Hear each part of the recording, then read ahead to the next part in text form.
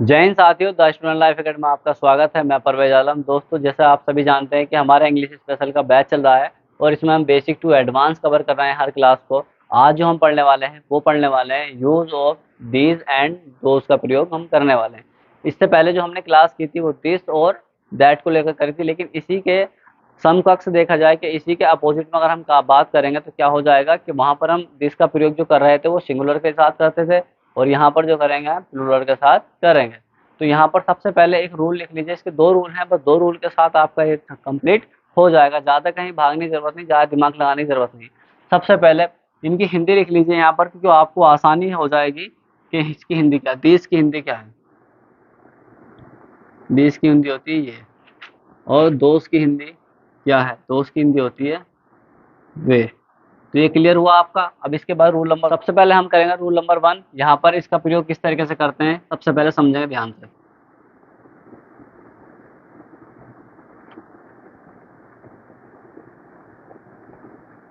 देश का प्रयोग, देश का प्रयोग पास की वस्तु के लिए किया जाता है।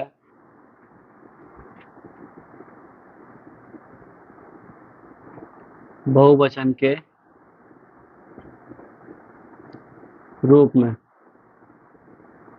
अब मैंने क्या बोला कि देश का प्रयोग जो करेंगे हम कब करेंगे? पास की वस्तु के लिए करेंगे और क्या करेंगे? वो भी बहुवचन के रूप में। और ध्यान रखना, दीज और दोस्त का प्रयोग हमेशा क्या होता है, दोनों का जो प्रयोग होता है वो किस तरीके से होता है, ध्यान रखना इनके साथ। जो हम करेंगे क्या करेंगे? बहुवचन। इसमें जो हमारी हेल्पिंग वर्ब लगेगी दोनों के साथ क्या लगेगी? वो लगेगी बहुवचन। और जैसे कि हम इस्तेमाल करते थे इसी के साथ, हम इसका इस्तेमाल कर रहे थे पिछले वालों में, यहाँ पर क्या इस्तेमाल करेंगे? यहाँ पर आर का इस्तेमाल करेंगे। फिर अगर बात करी जाए पास्ट सेंटेंस में, पास्ट सेंटेंस में हम जो इस्तेमाल कर रहे थे वास का कर रहे थे, अब क्या करेंगे इसमें? हम वर का इस्तेमाल करेंगे। तो सबसे पहले मैंने बताया दिस का प्रयोग जो करते हैं पास की वस्तु के लिए किया जाता है और किस तरीके से? बहुवचन के रूप में। इसका एक एग्जाम्पल लिख लेते हैं यहाँ पर। ये कार है। सबसे पहले सेंटेंस को देखना है हमें कि लास्ट में आया क्या है। तो है आने से हमारा सेंटेंस कहाँ पहुंच गया? प्रेजेंट में पहुंच गया। क्लियर। इसके बाद सेंटेंस में आगे इसकी ये, और ये की मैंने अंग्रेजी बताई। ये की अंग्रेजी बताओ क्या है? ये की अंग्रेजी दीज। तो क्या लगा देंगे शुरू में? दीज। क्लियर हुआ इधर। अब ये बताइए यहाँ पर सेंटेंस प्रेजेंट में पास्ट में? अगर प्रेजेंट में है तो प्रेजेंट के लिए हम क्या इस्तेमाल करते हैं? इज, आर और इसके बाद एम। अगर सेंटेंस होता हमारा किसमें? पास्ट में, तो हम क्या इस्तेमाल करते हैं? वास और वर का इस्तेमाल करते हैं, ठीक है ना। लेकिन सेंटेंस हमारा किसमें? प्रेजेंट में। तो प्रेजेंट में हो तो ऊपर वाले चीजें इस्तेमाल करेंगे, मतलब हेल्पिंग वर्ब इस्तेमाल करेंगे। तो बताओ सिंगुलर के लिए इसका इस्तेमाल करते हैं, प्लूरल के लिए इसका। अब ध्यान दो, ये कार है। मान लो यहाँ पर पास में कोई कार खड़ी है, मैंने क्या कहा? ये कार है। तो मतलब क्या हुआ? बहुत सारी कार है, एक कार है। तो इसका मतलब ये हुआ बहुत सारी कार है। मैं कहता यह कार है, तो मतलब मैं सिंगुलर के लिए बताता। तो यहाँ पर हमने यह की अंग्रेजी लगा दी क्या? दीज। और बताइए जो बहुवचन है तो हम क्या इस्तेमाल करेंगे? आर का इस्तेमाल करेंगे। तो क्या आ जाएगा? आर। और कार का क्या होता है? CAR। अब सिंगुलर होती तो हमारा कार आता है, लेकिन इसमें जोड़ देंगे एस तो क्या हो जाएगा? ये हो जाएगा प्लूरल। तो हमारा बन गया ये कार है। इसके बाद एक और एग्जांपल लेते हैं।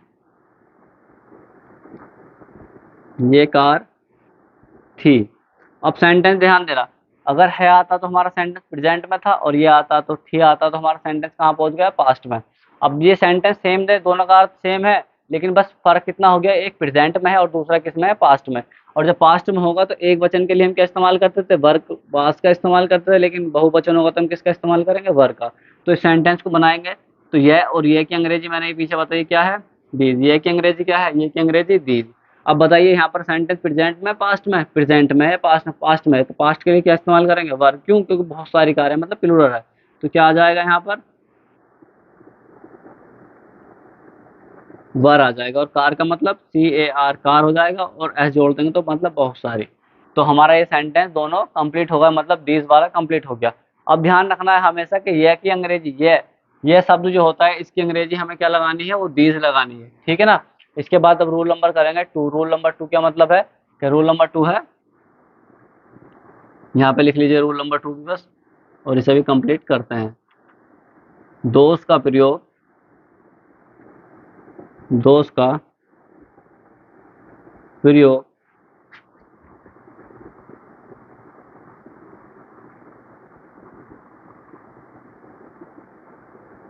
दूर की वस्तु के लिए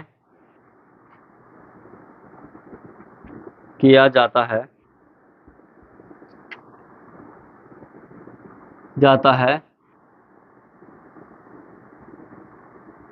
बहुवचन के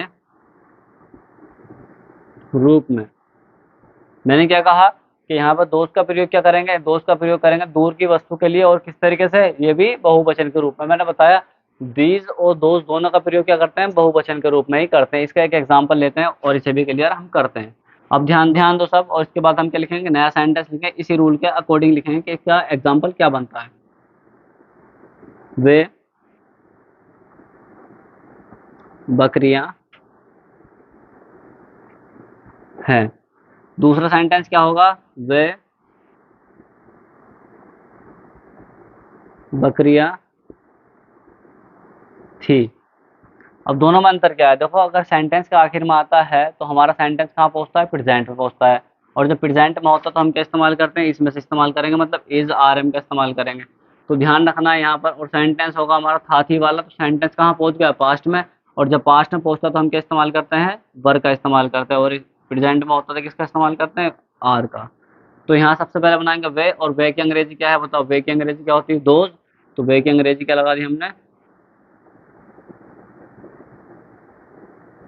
दोष लगा दी। और बताओ यहाँ पर है, तो है की वजह से क्या इस्तेमाल करेंगे, हम प्रेजेंट की चीज इस्तेमाल करेंगे, मतलब प्रेजेंट की हेल्पिंग पर वो क्या होती है, आर। और इसके बाद क्या है, बकरी, बकरी की स्पेलिंग होती है गोट, GOAT गोट, और इसमें जोड़ देंगे एस, तो सिंगुलर से प्लूरल बन जाएगा, गोट्स हो जाएगा। ये बन गया कंप्लीट। इसके बाद देखो वे बकरियां हैं, तो वे की भी अंग्रेजी यही आएगी, दोज। इसके बाद ध्यान देना दोज, और इसके बाद बताओ यहाँ पर थाथी आ गया, तो थाथी आने से सेंटेंस कहाँ पहुंच गया हमारा, पास्ट में, और पास्ट में बहुवचन है तो क्या इस्तेमाल करेंगे, वर का इस्तेमाल करेंगे,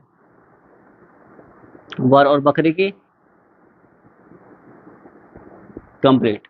ये बताइए यहाँ पर किसी को डाउट हो तो, दीज और दोस्त का प्रयोग करना बहुत आसानी से सीख गए। अब ध्यान देना है यहाँ पर किस तरीके से, कि अगर मान लो दिस होगा,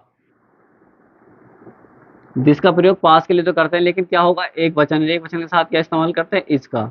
इसके बाद होगा अगर पास्ट दिस होगा, और दिस का इस्तेमाल किस में हो जाएगा, पास्ट में, तो इसके साथ क्या इस्तेमाल करेंगे, वास का इस्तेमाल करेंगे, क्लियर।